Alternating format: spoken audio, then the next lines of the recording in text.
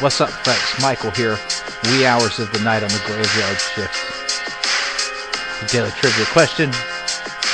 Happy Thursday. Thankfully Thursday. I think the rain's going to come back today, and quite frankly, I'm happy about that. Perfect for this time of season, this time of year. Nice little dreary kind of a rain to go with Halloween. All that good stuff. Speaking of Halloween, the weekend's coming up. I think I got this weekend off. I'm going to get to some Halloween stores. Buy some creepy stuff. That's what I'm talking about. Anyways, I digress just a little bit. The answer to the previous trivia question was, let's get right to it, an insane asylum. Hey, that's kind of creepy for an answer for Halloween. How about that? So on October 12th, 1773, the Eastern State Hospital in Colonial Williamsburg, Virginia, opened for business, and in doing so became established as the very first insane asylum in what is now the United States. That, of course, was the focus of the trivia question. It was known as a place, check this out, this is what was on the books, right? It was known as a place for persons of insane and disordered minds who are so unhappy as to be deprived of their reason. And it was intended for the support and maintenance of idiots, lunatics, and other persons of unsound minds. That's the official rendering of what the intention was when this place was open. That's what was on the books. And there was no shortage of patients when the doors opened. Make no mistake about it, folks.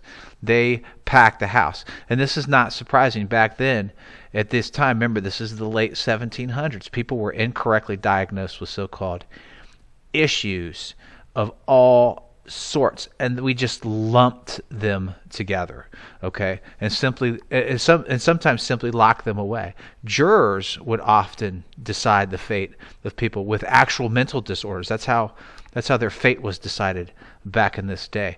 And then, of course, when you have small places like this that opened that are inexperienced in dealing with mental disorders, and they become packed to the hilt and overcrowded, that of course leads to even more problems, as people were simply locked away instead of actually receiving the treatment that they came there to get and that they really needed.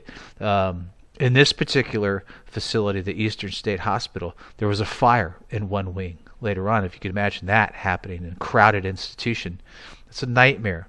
Overall, it was a poor state of mental health treatment in this facility and in other facilities that followed in the United States at the time. We did not treat our mental health people well at all. It's a dark side of American history, quite frankly. The belief was, for this particular institution when it opened up, that science could be employed to cure, quote, persons who are so unhappy as to be deprived of their reason. Now, what this actually played out as in the Eastern State Hospital, as well as in other so-called insane asylums that followed across colonial America, was unquestionably, absolutely horrible treatment techniques. And we're talking about strong drugs that were just experimental, that had been proven, restraints, straitjackets. This was the era of straitjackets without question. Being restrained to your bed, plunge baths where they just instantly dunk you in ice, electric shocks, and bleed techniques to purge out the so-called bad blood. Just some of these devices that you can look up, quite frankly, that I found in my research, are horrifying, absolutely horrifying. 2 cells were dug underneath this particular hospital's first floor, subsequently, to imprison patients who were in a state of raving frenzy. Okay, so that's how they dealt with that. Think about that for a while. Let that set in. Okay, over time, of course, techniques became more humane, with the works of folks like Dorothea Dix, who you might have heard of, kind of gets the lion's share of mental health reform.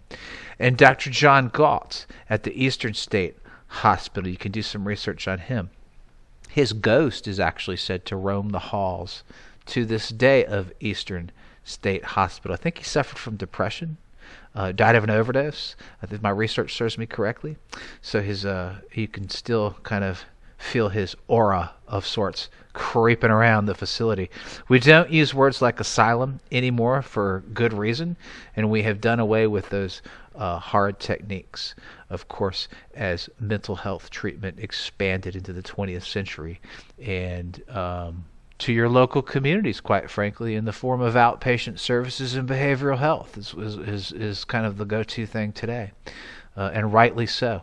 No, long gone are the days where you had to go to a main city and town and stay for 6 months to a year, and sometimes your whole life, just to get treatment for all kinds of mental disorders. That is certainly not the majority any longer. Now it's local level treatment with good intentions, for sure. A couple of geek factoids about the Eastern State Hospital that opened on October 12, 1773. The old building was reconstructed and opened as a museum in 1985, so that's pretty cool. And today it remains a museum of mental health.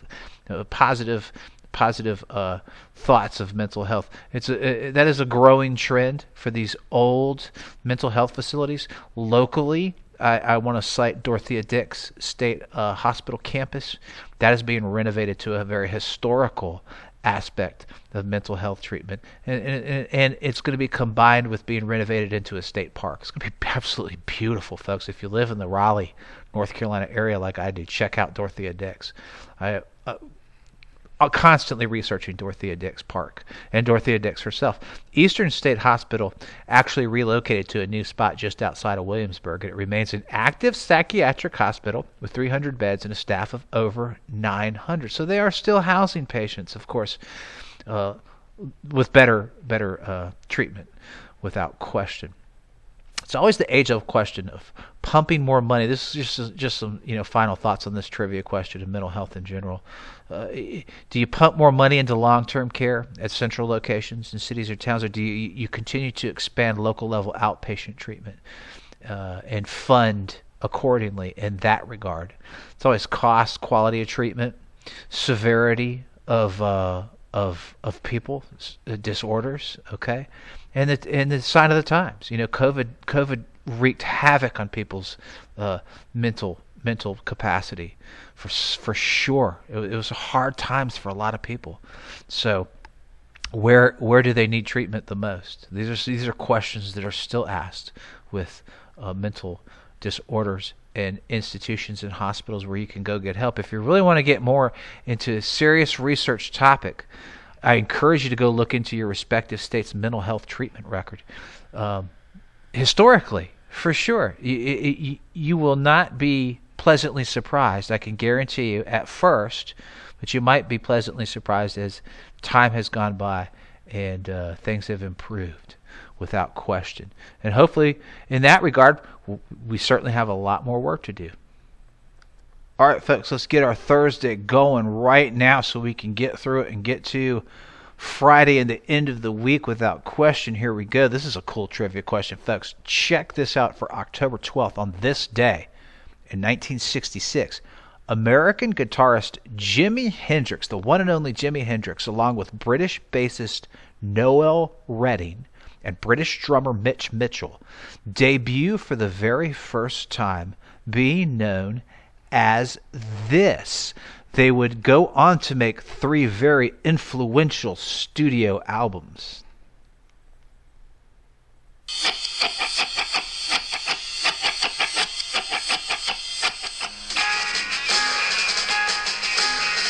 You guys have a good Thursday.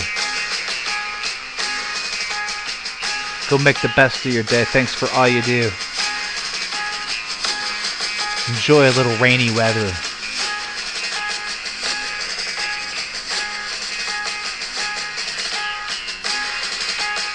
And peace out.